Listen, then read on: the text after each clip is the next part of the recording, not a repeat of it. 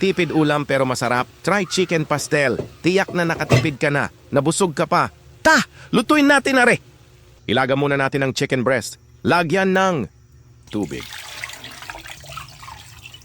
luya, paminta, asin. Takpan hanggang sa kumulo at iset aside muna hanggang sa lumamig ito. Kapag malamig na ang chicken breast, hihimayin natin ngayon iyan hanggang sa ganyan ang kanyang maging itsura. O siya, tanamag-isa, sibuyas, bawang. Haluin hanggang sa lumabas ang aroma ng mga ito. At sete oil, hinimay na chicken breast, paminta, oyster sauce.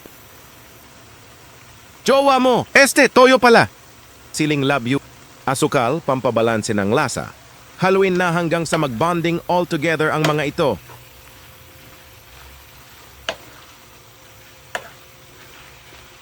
Tapos takpan lang hanggang sa maluto at lagyan ng butter. Para mas masarap ang ating chicken pastel, diga? Ay inang, sumarap na. Sarap na reha. Were delicious eh. O, siya kuha na ng bahaw ng makakain na.